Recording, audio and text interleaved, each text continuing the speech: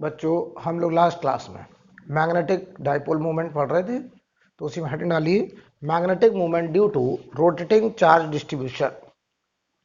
Magnetic moment due to rotating charge distribution. आज हम लोग बात करने जा रहे हैं magnetic moment due to rotating charge distribution. तो केस 1 देखिए जरा, सबसे पहला केस देखते हैं।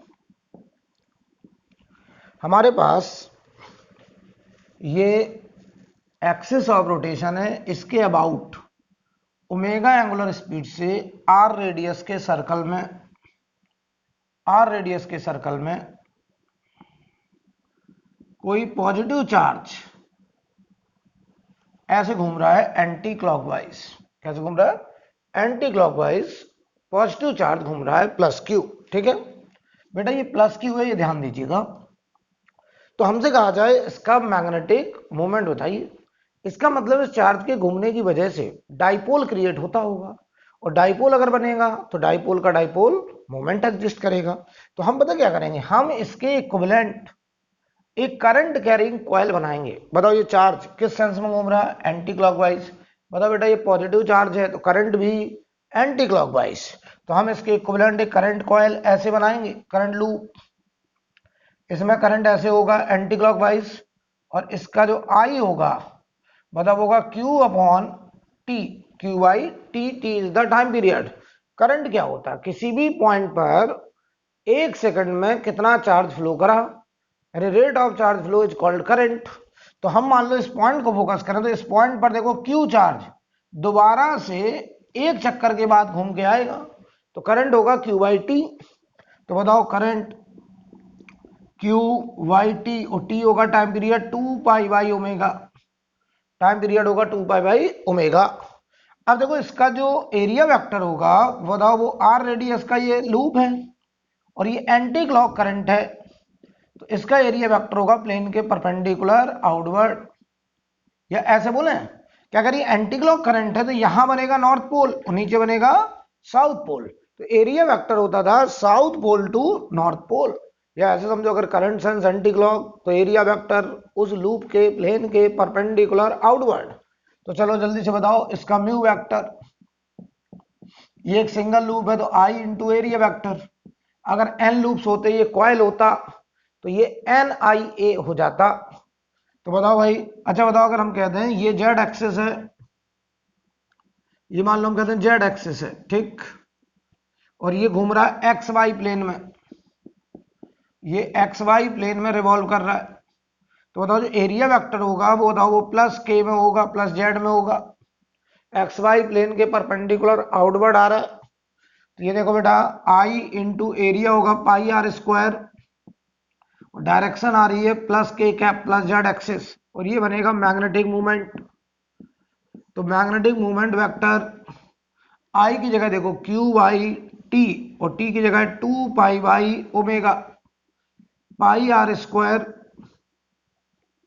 और ये डायरेक्शन हो गई प्लस के, पाई से पाई कैंसिल, तो magnetic movement Q omega upon 2, और ये आर स्क्वायर, और डायरेक्शन आ रहा है प्लस के। ये आंसर आ गया, ये आंसर आ गया बेटा। इसी का मैं बनाने चला शॉर्टकट।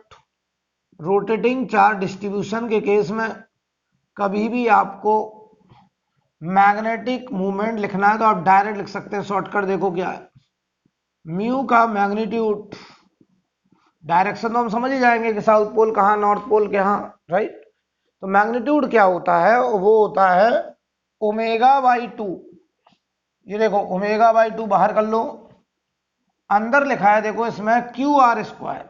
क्यू आर स्क्वायर देखो, जहां चार्ज होगा, अगर ये पॉइंट चार्ज है तो उसमें मास भी होगा, पॉइंट मास।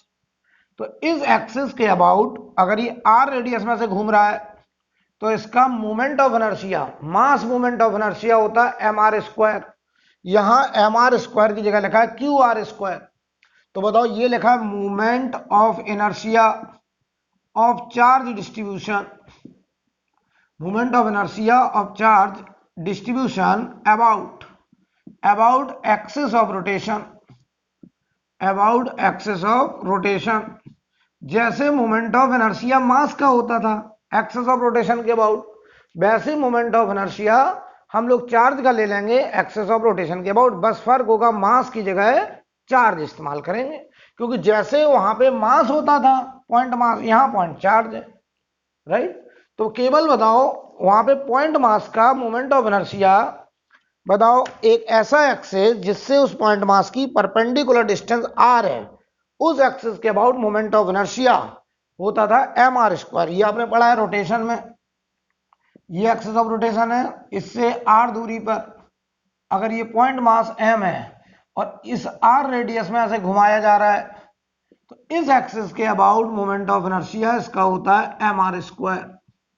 अच्छा, अब अगर हम कह दें कि मास की जगह चार्ज है क्यू, आर रेडियस में ऐसे घुमाया जा रहा है, तो इसका मोमेंट ऑफ इनर्शिया चार्ज का हो जाएगा क्यू आर स्क्वायर। क्या हो जाएगा?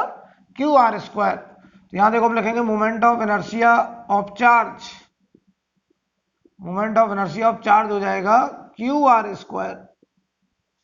तो जैसे वहां मास है उसकी जगह केवल चार्ज आ गया, नोट कर लीजिए। और ये हमारा शॉर्टकट बन गया, ये शॉर्टकट बना लिया मैंने। ओमेगा बाई 2 बाहर करेंगे, मल्टीप्लाई करेंगे moment of inertia of charge distribution about axis of rotation.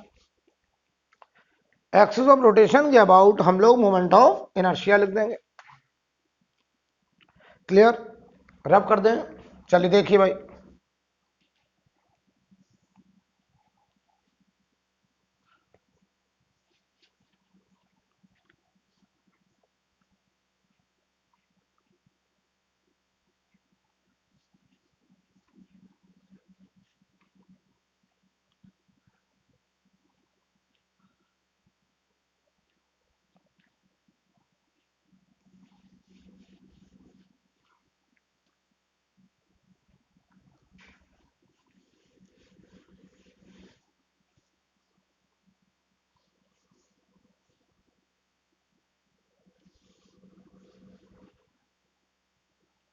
ध्यान दीजिए, याद करो जैसे एक रॉड है, अगर ये एक रॉड है, ये सब हमने आपको पढ़ाया है रोटेशन में, इस एक्सिस के अबाउट, इंड के अबाउट घूम रहा है, इसका मास है m, लेंथ है l, तो ये मास यहां से यहां तक फैला है, और इस इंड के अबाउट इसका मोमेंट ऑफ इनर्शिया बताओ होता था m l स्क्वायर बाई 3। ये बहुत ही बेसिक फार्मूला है जो आपको पता होता है। सिमिलरली अगर इस एक्सिस के अबाउट एक रॉड जिसमें चार्ज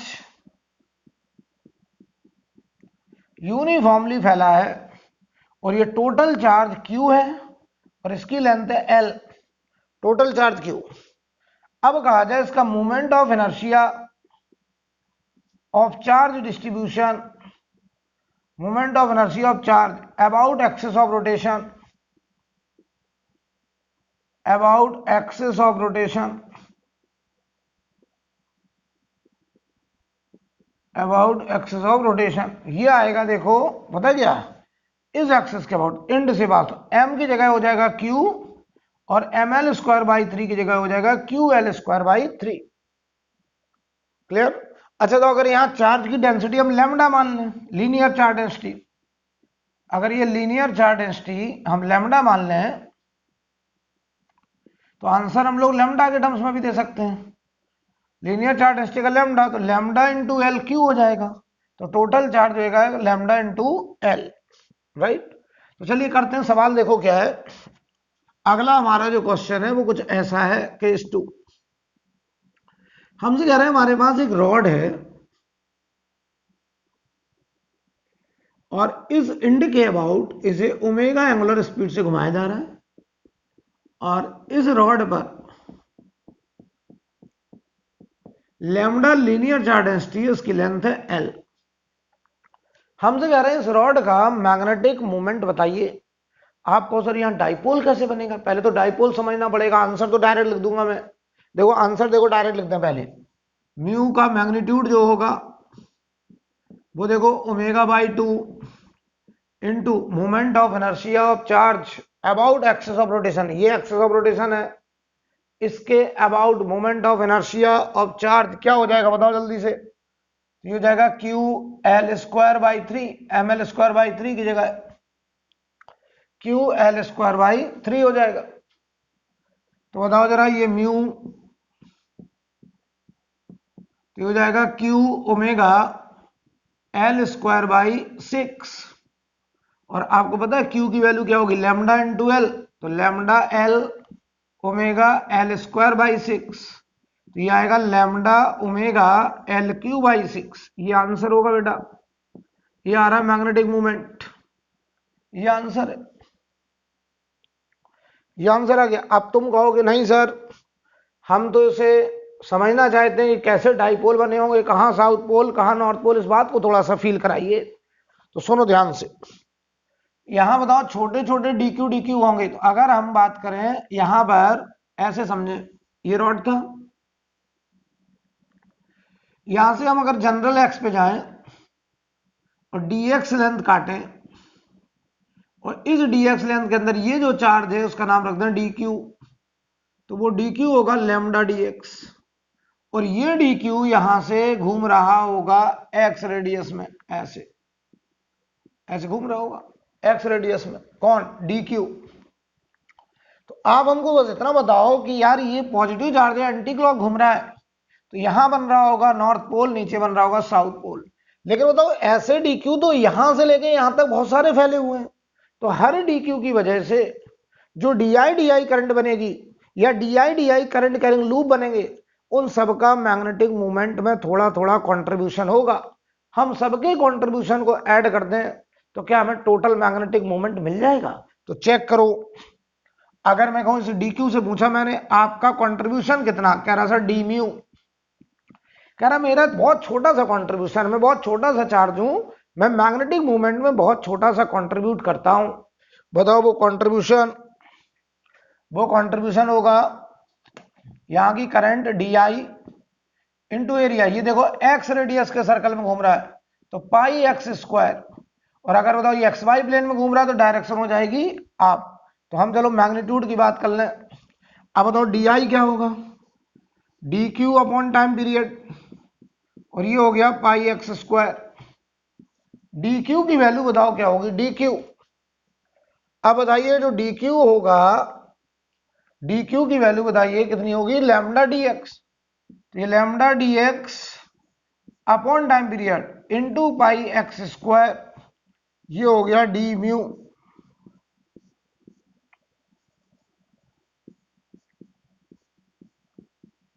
तो ध्यान दो टी की जगह लिख देंगे time period 2 pi by omega lambda pi x square D x, और ये हो गया 2 पाई बाई ओमेगा, पाई से पाई कैंसिल, तो देखो lambda omega by 2 x square D x, ये आ गया।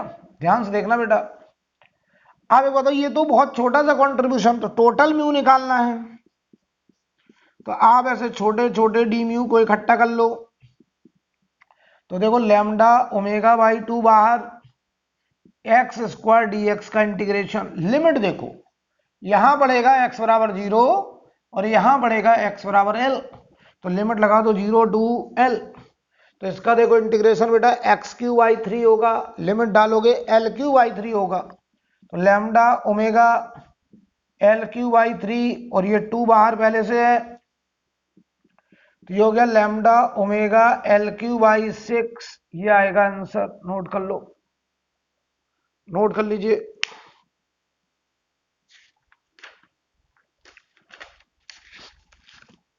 नोट कर लीजिए। अब हम इसी रॉड को मिड के अबाउट यानी सेंटर ऑफ मास के अबाउट घुमाने जा रहे हैं,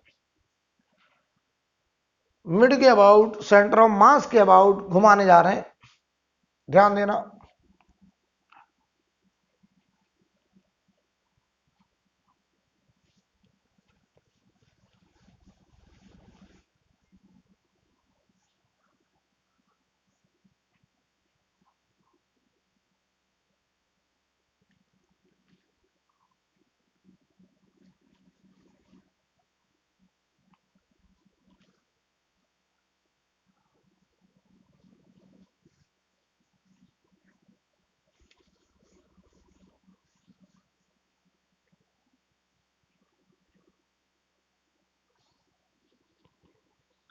ठीक है, ध्यान दो बेटा। अगर हम बात करें, आपको इतना तो पता ही होता है कि एक रॉड अगर है, यूनिफॉर्म रॉड, इसका मास m, लेंथ l, इसके मिड से सेंटर ऑफ मास से पास होने वाली एक्सिस के अबाउट अगर हम ओमेगा से घुमाएं तो बताओ इसका moment of inertia cm axis के अबाउट ml²/12। ये बहुत ही बेसिक रिजल्ट्स हैं जो आप सबको ऑलरेडी पता होते हैं। सिमिलरली अब अगर हम कहते हैं यहां मास की जगह चार्ज है, यहां पूरे में मान लो चार्ज फैला है और ये टोटल चार्ज Q है, लेंथ इसकी L है, तो इस एक्सिस के अबाउट जो कि मिड से पास कर रहा है, मिड से पास होने वाली एक्सिस के अबाउट अगर इसे घुमाएंगे तो मोमेंट ऑफ इनर्शिया चार्ज का, सफिक्स में देखो मैंने चार्ज लिख दिया, मोमेंट ऑफ इनर्शिया जो चार्ज का होगा वो हो जाएगा QL²/12। मास की जगह बस चार्ज आ गया, क्योंकि जैसे यहां पे मास फैला है वैसे यहां चार्ज फैला है। अच्छा लैम्डा क्या होगा? लैम्डा होगा total charge upon total length, right. तो हम यहां पे बात करें केस 3 कि मान लो हमारे पास एक रॉड है, मान लो हमारे पास एक रॉड है और ये cm के अबाउट, सेंटर ऑफ मास के अबाउट ऐसे घुमाया जा रहा है ओमेगा एंगुलर स्पीड से। इसका total charge Q, total length है L। हमसे कहा जाए इसका मोमेंट ऑफ, इसका डाइपोल मोमेंट बताइए। चलिए, तो इसका मोमेंट ऑफ इनर्शिया तो हमें पता ही है। अब तो बताओ जरा, शॉर्टकट लगा दो सीधा। तो देखो भाई, यहां पर जो म्यू आएगा वो आएगा ω/2 बाहर, अंदर अंदर होता था, मैं एक बार फिर से लिख दे रहा हूं, moment of inertia of charge, moment of inertia of charge about axis of rotation, about axis of rotation, axis of rotation के अबाउट। ठीक है, अब देखो भाई, तो ये म्यू वेक्टर का magnitude ω/2, moment of inertia of charge about axis of rotation, तो बताओ कितना होगा इसका QL²/12। तो देखो बेटा आंसर आ गया इसका Q ω/L²/24। अच्छा इसी को हम लैम्डा के टर्म्स में भी लिख सकते हैं, चाहे तो टोटल चार्ज के टर्म्स में लिखो तो ये आंसर आ गया है, और Q को लिख दो lambda into L, lambda ω/L³/24, और चाहे ये लिखिए, नोट करो।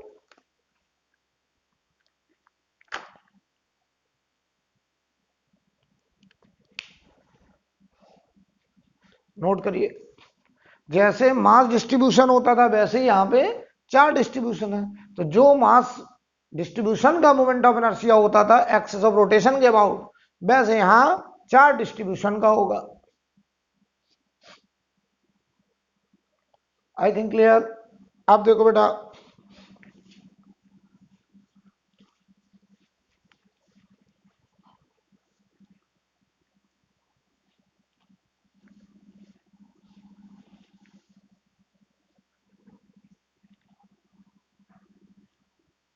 मान लीजिए हम आपसे कहें कि हमारे पास एक डिस्क होता था, डिस्क, ये मान लो डिस्क है और इसमें पूरे में मास फैला है इस एक्सिस के अबाउट, वो एक्सिस जो सेंटर ऑफ मास से पास कर रहा है और प्लेन के परपेंडिकुलर है इस एक्सिस के अबाउट। बताओ यहां पूरे में मास है और ये टोटल मास अगर m है और इसकी रेडियस r है, तो इसका मोमेंट ऑफ इनर्शिया cm से पास होने वाली एक्सिस प्लेन के परपेंडिकुलर, ये symbol perpendicular, moment of inertia about an axis passing through cm and perpendicular to the plane of disc, will be half M R square, ये आपने पढ़ रखा ऑलरेडी। सिमिलरली अगर यहां पे मास की जगह चार्ज हो जाए, ऐसे पूरे में चार्ज फैला है,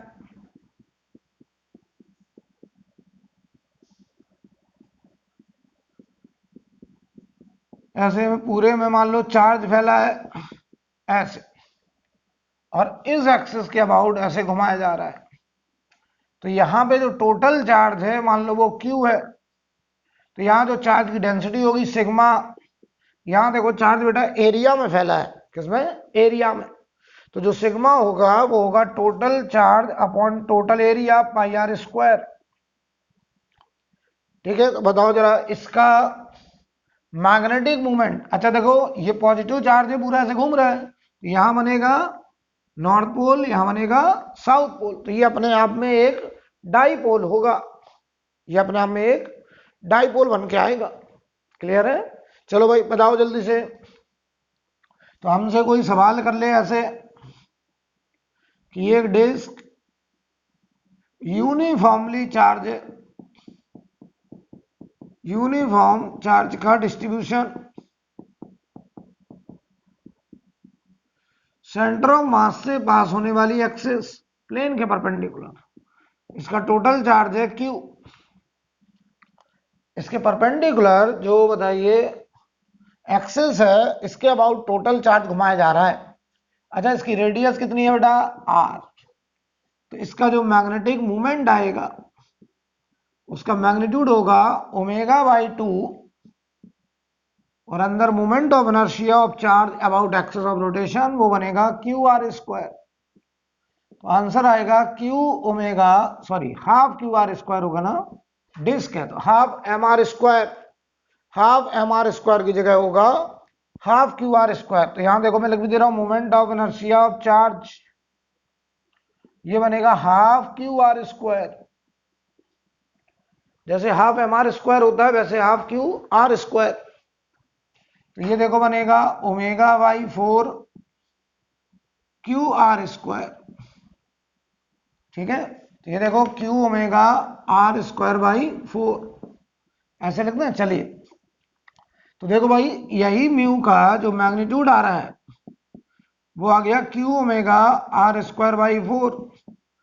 अगर कोई का नहीं हमें तो सिग्मा के टर्म्स में आंसर दो, मान लीजिए सिग्मा चार्ज डेंसिटी, तो सिग्मा की वैल्यू बताओ क्या होगी, total charge upon total area, वो चार्ज पूरे कितने एरिया में फैला है, पाई आर स्क्वायर, तो sigma into pi are square will becomes total charge omega R square by 4। तो देखो आप इसी को दो तरीके से लिख सकते थे, अगर टोटल चार्ज के टर्म्स में गए तो Q omega R square by 4, या फिर सिग्मा पाई ओमेगा आर की पावर 4 बाई 4, ये होगा आंसर। नोट करो, ये आंसर मैंने बताया बेटा किसके टर्म्स में, सिग्मा के टर्म्स में।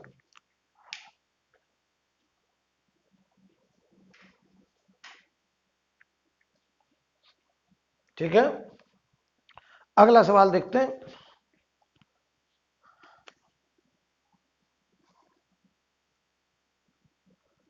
है डाला magnetic movement of uniformly charge solid sphere, magnetic movement of uniformly charge solid sphere.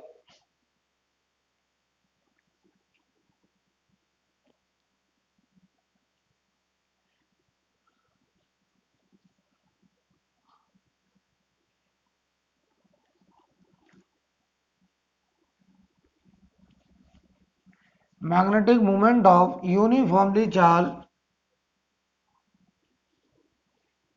Charge solid sphere. हम लोग यूनिफॉर्मली चार्ज सॉलिड स्फीयर का मैग्नेटिक मूवमेंट, पहले तो एक बार बताओ, अगर हमारे पास एक सॉलिड स्फीयर है इस एक्सिस के अबाउट,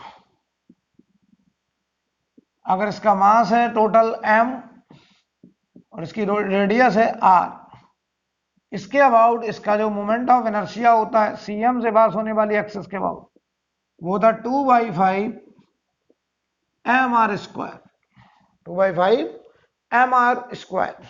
सिमिलरली अगर ये सॉलिड स्फीयर है ऐसे,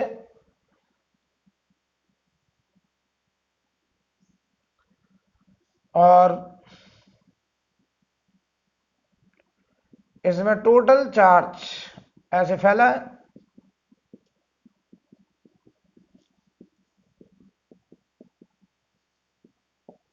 और इसका टोटल चार्ज Q है और इसकी रेडियस R है, तो देखना बेटा इस एक्सिस के अबाउट अगर इसे घुमाया जाए तो moment of inertia of charge distribution, charge का जो मोमेंट ऑफ इनर्शिया होगा, moment of inertia of charge distribution पता कितना होगा?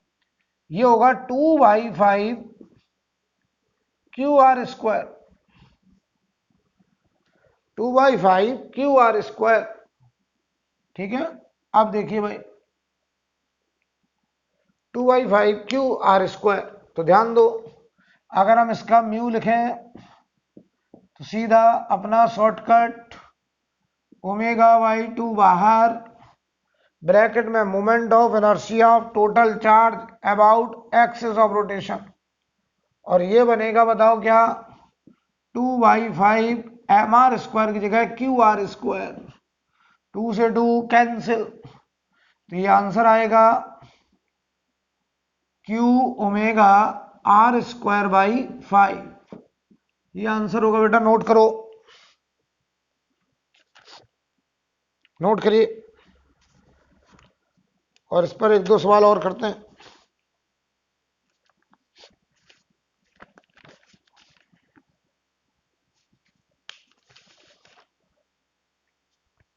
ठीक है, रब करा जाए। चलिए एक क्वेश्चन लिखें, a thin circular wire, a thin circular wire carrying a current I, carrying a current I has a magnetic moment M, capital M। A thin circular wire carrying a current I has a magnetic moment M। आगे लिखें the shape of the wire, the shape of the wire, the shape of the wire is changed to, the shape of the wire is changed to a square, shape of the wire is changed to a square, and it carries the same current, and it carries the same current, and it carries the same current, full stop बाद। Find its new magnetic moment, find its new magnetic moment। सवाल पढ़ लो अच्छे से। सवाल में हमारे पास एक circular wire है, मान लो इसकी रेडियस R है, इसमें करंट I कही गई है ऐसे, तो बताओ जरा इस वायर की टोटल लेंथ कितनी होगी? ये पूरा 2πr के बराबर होगी। बताओ इसका जो मैग्नेटिक मोमेंट उन्होंने m कहा है, उस m की वैल्यू होगी I इंटू एरिया, और एरिया होगा πr²। ठीक है, ये होगा मैग्नेटिक मोमेंट। अब हमने इसी को एक स्क्वायर में कन्वर्ट किया, हमने मान लिया उस स्क्वायर की साइड लेंथ a है, ध्यान से देखिएगा, और करंट इसमें अभी भी वही करंट है I। तो बताओ अगर तुमने इसे स्क्वायर में कन्वर्ट किया तो वायर वही है, जो इतना वायर था अब वो ये वायर हो गया, तो बताओ वायर की जो लेंथ है वो बदलेगी कि वही रहेगी? तो आपका जवाब सर वही रहेगी। तो इस स्क्वायर की सरकमफ्रेंस 4a, ए 4a, और उसका सरकमफ्रेंस 2πr, ये बताओ हमारा L होगा। तो यहां से बताओ जरा बेटा a की वैल्यू πr/2 आ गया, ये हम a की जगह रिप्लेस करेंगे, तो बताओ इसका मैग्नेटिक मोमेंट, नया मैग्नेटिक मोमेंट एम डैश कह दो या म्यू कह दो, क्या फर्क पड़ रहा है, म्यू कह दे रहा हूं, मैग्नीट्यूड।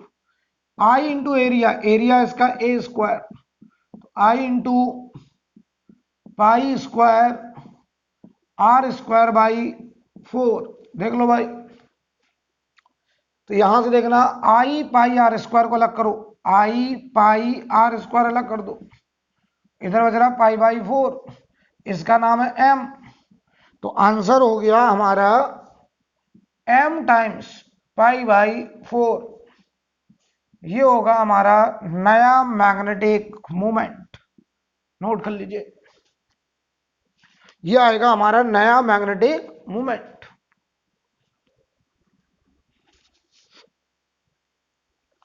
नोट करिए जल्दी से, फिर आगे बढ़ा जाए।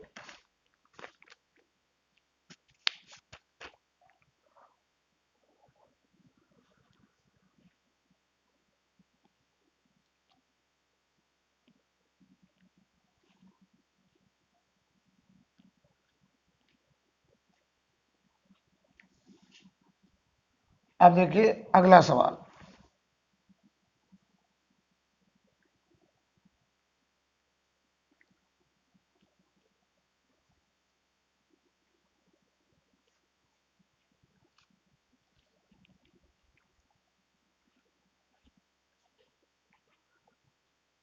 हमारा जो अगला क्वेश्चन है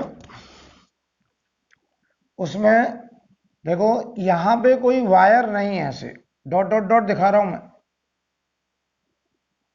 यहां कोई वायर नहीं है,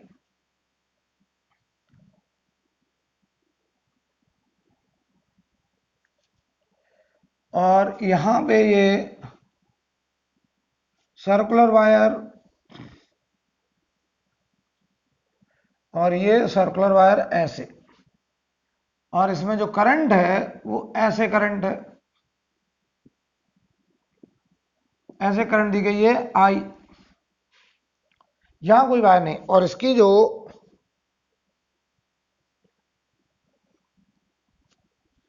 ये साइड या ये डायमीटर ए बोला गया है इतना, ये भी ए है। करंट बेटा यहां ध्यान दीजिएगा जरा, सवाल लिखें ए लूप और ये पूरा एक्स वाई प्लेन में है बेटा, तो क्वेश्चन लिखिए ए loop carrying a current I, carrying a current I lie in xy plane, lie in xy plane as shown in figure, lie in xy plane as shown in figure. Find magnetic moment of the loop, find magnetic moment of current carrying loop. आपको इस loop का, current carrying loop का magnetic movement बताने को कहा गया है, right. Find magnetic movement of this current carrying loop.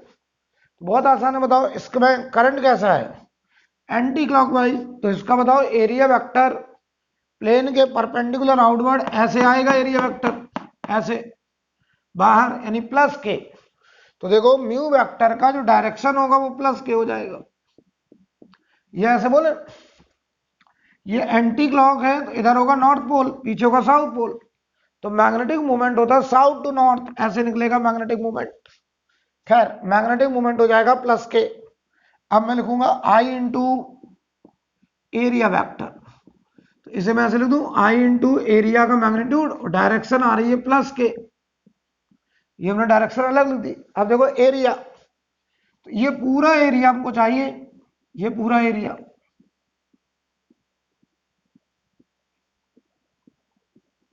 ये पूरा एरिया हमको निकालना है, कोई प्रॉब्लम। अब बताइए इसका पूरा एरिया निकालने के लिए हम क्या करें, तो बताओ जरा, ये एरिया ये एक स्क्वायर हो जाएगा, तो देखो मैं लिखने जा रहा हूं आई इंटू एरिया की जगह देखो ए स्क्वायर, ये इतना एरिया ए स्क्वायर, और ये सब मिलकर के बताओ कितना सर्कल बनेगा, 2 सर्कल बनेगा, ये और ये मिलके एक सर्कल, ये और एक मिलके एक सर्कल, तो 2 सर्कल, तो 2 सर्कल का area 2 times pi are square, और डायरेक्शन है प्लस के कैप, ये देखो बनेगा I into a square plus 2 pi r की जगह बताओ रेडियस। तो जो ए है वो डायमीटर है, ए बराबर होगा 2r, तो r बराबर हो जाएगा a/2। तो यहां r की जगह रख दो बेटा a/2 का स्क्वायर, और ये डायरेक्शन हो गई प्लस के कैप। तो अब आप आंसर के बहुत ही नजदीक पहुंच गए भाई। ये देखो ए स्क्वायर प्लस, ये देखो ए स्क्वायर बाई 4 आएगा, तो पाई ए स्क्वायर बाई 2 बचा, 4 से 2 कट गया, और डायरेक्शन हो गई प्लस के कैप। और आप चाहें तो आई ए स्क्वायर भी बाहर ले लो, अंदर 1 प्लस पाई/2, और डायरेक्शन हो जाएगा प्लस के, और ये बना इस करंट कैरिंग लूप का डाइपोल मोमेंट। राइट, नोट कर लीजिए, एकदम simple.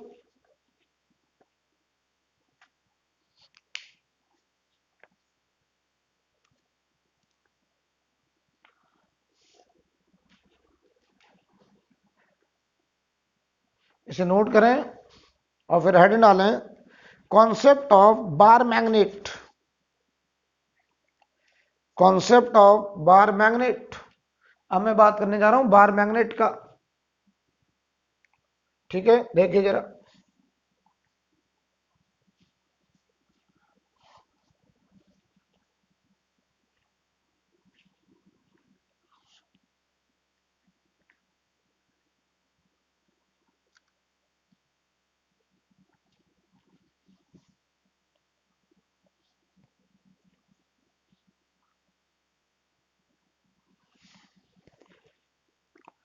Concept of bar magnet.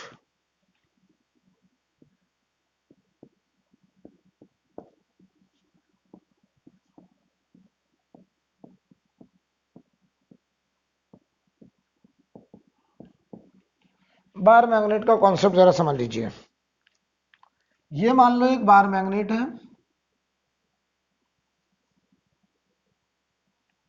इसमें यहां पर साउथ पोल, यहां पे नॉर्थ पोल। अच्छा देखो, इस एंड से इस एंड के बीच का गैप, ये जो गैप है इसे बोलते हैं हम लोग एल, ज्योमेट्रिकल लेंथ। क्या बोलते हैं? Geometrical length. जो लेंथ हमें ज्योमेट्री में नजर आ रही है वो ज्योमेट्रिकल लेंथ। लेकिन इस मैग्नेट के जो पोल होते हैं, साउथ पोल और नॉर्थ पोल, ये इन एजिज से थोड़ा अंदर होते हैं, इनसाइड होते हैं, एजिज से थोड़ा अंदर। तो साउथ पोल से नॉर्थ पोल के बीच की दूरी, इस दूरी को बोलते हैं हम लोग इफेक्टिव लेंथ, मैग्नेटिक लेंथ। और इसे हम लोग मान लो 2l से रिप्रेजेंट करते हैं, 2 स्मॉल l, इसे बोलते हैं मैग्नेटिक लेंथ। क्या बोलते हैं? Magnetic length. और ये मैग्नेटिक लेंथ पता है इस ज्योमेट्रिकल लेंथ से कम होता है, क्योंकि साउथ पोल और नॉर्थ पोल एजिस से थोड़ा अंदर होते हैं।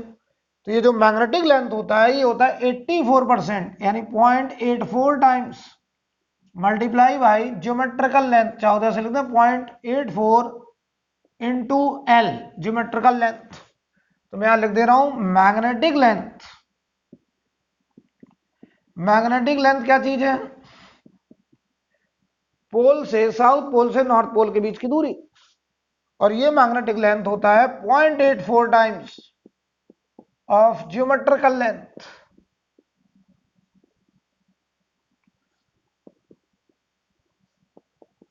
0.84 times of geometrical length. Right, आप समझो जरा।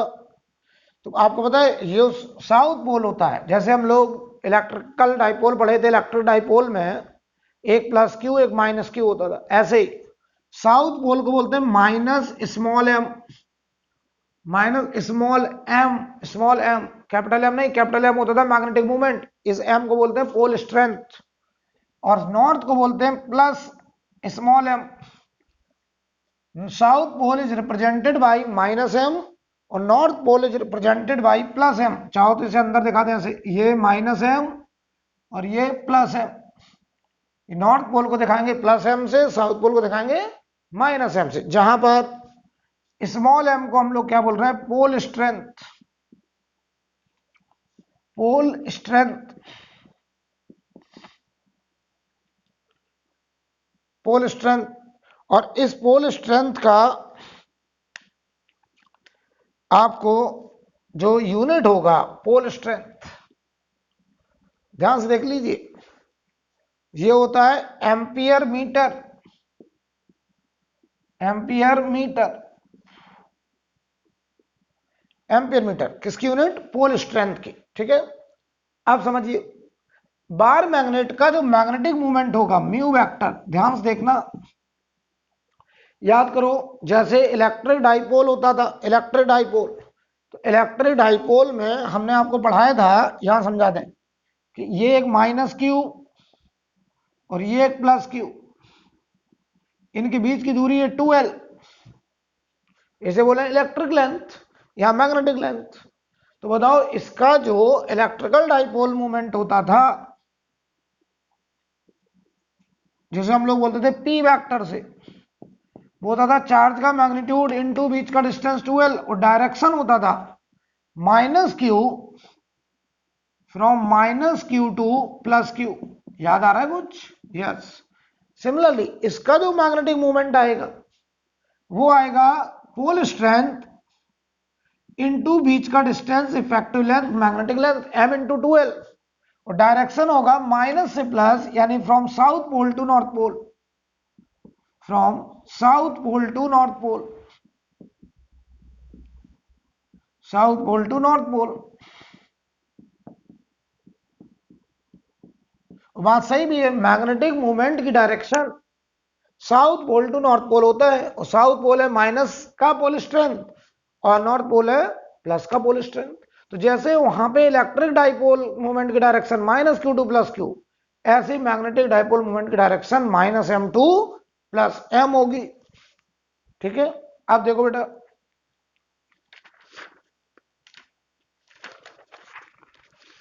जैसे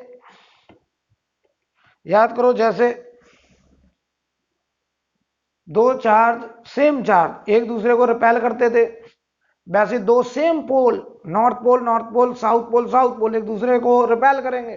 दो अपोजिट चार्ज एक दूसरे को अट्रैक्ट करते थे, ऐसे दो अपोजिट पोल एक दूसरे को अट्रैक्ट करेंगे। ध्यान दीजिए,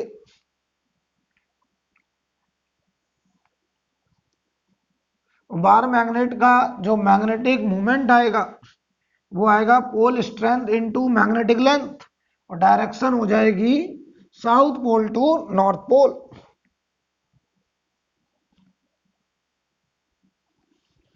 ठीक है भाई, तो देखिए जरा, याद करो, याद करो, थोड़ा कंपेयर करके करेंगे तो आसान लगेगा। ये एक प्लस Q1 और ये एक प्लस Q2, इनके बीच की दूरी r, ये इसको इधर रिपेल करता था, ये इसको इधर रिपेल करता था। ये होता था फोर्स ऑन 1 ड्यू टू 2, ये होता था फोर्स ऑन 2 ड्यू टू 1, किसी भी एक का मैग्नीट्यूड। इस फोर्स का जो मैग्नीट्यूड आता था वो आता था 1/4πε0 Q1 Q2 upon R square. ये सब पढ़ चुके हो आप, मैग्नीट्यूड।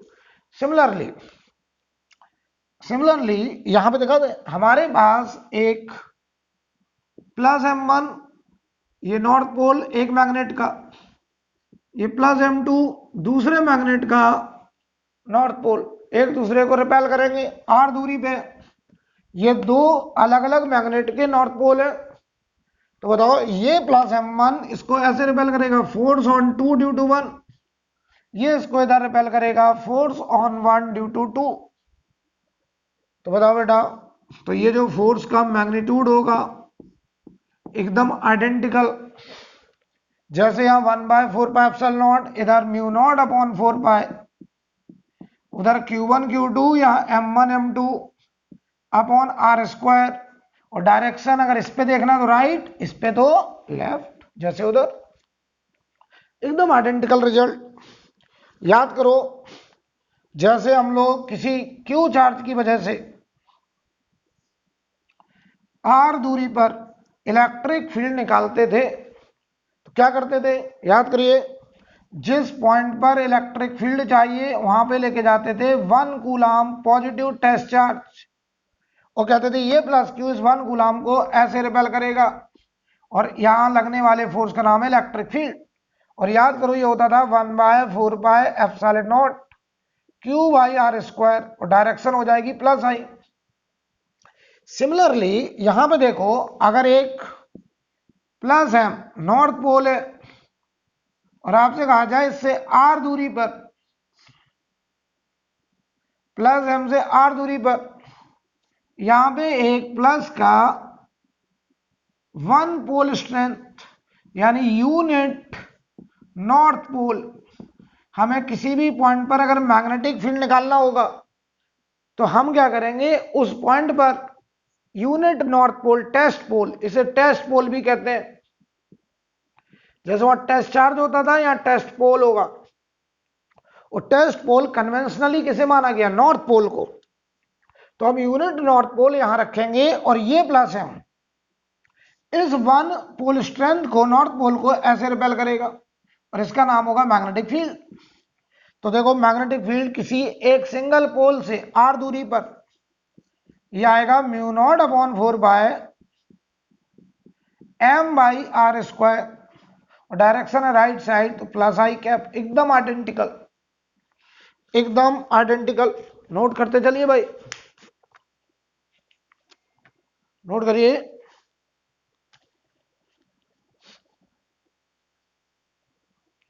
ठीक है, हेड डालिए, मैग्नेटिक फील्ड ड्यू टू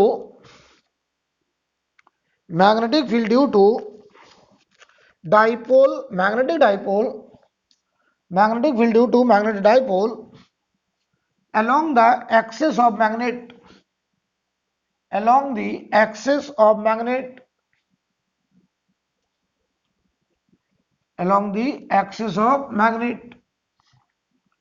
हम लोग एक्सिस ऑफ मैग्नेट के एक्सिस पर ध्यान देना।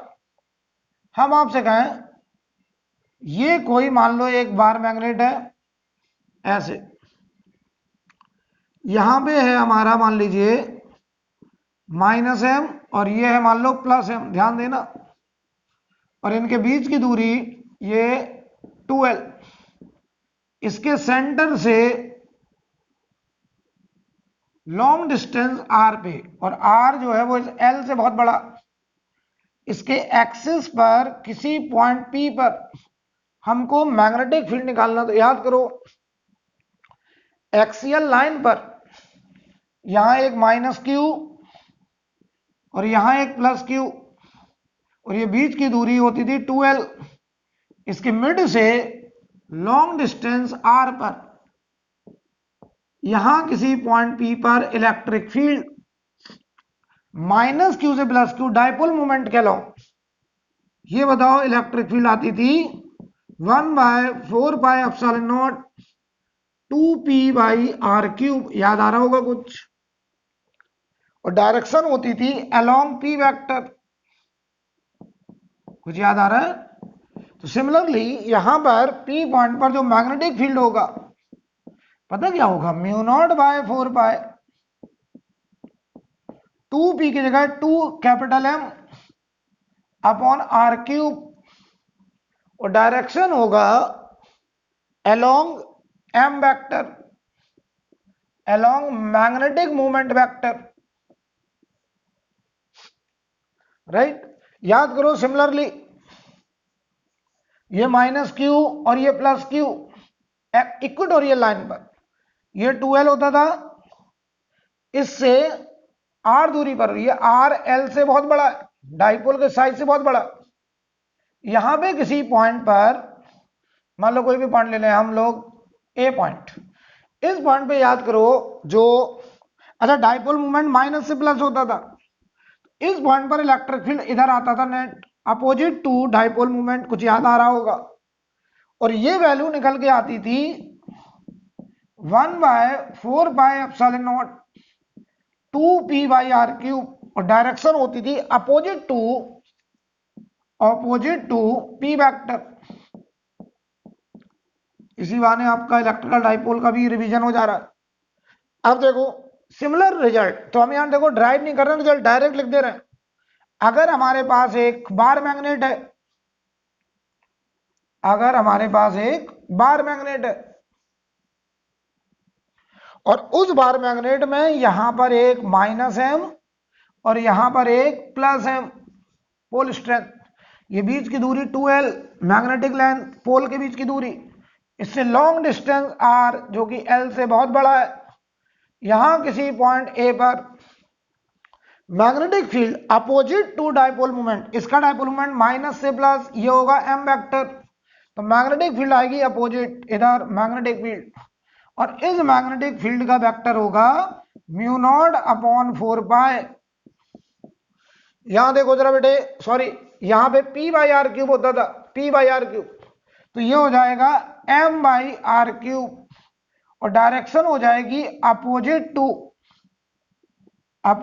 To magnetic movement m vector, यानी इक्वेटोरियल लाइन पर मैग्नेटिक फील्ड μ0/4π 2m/r³ ना होके m/r³, और डायरेक्शन होगी अपोजिट टू m वेक्टर, जबकि एक्सियल लाइन पर मैग्नेटिक फील्ड होगी μ0/4π 2m/r³ और डायरेक्शन होगी अलोंग द m वेक्टर।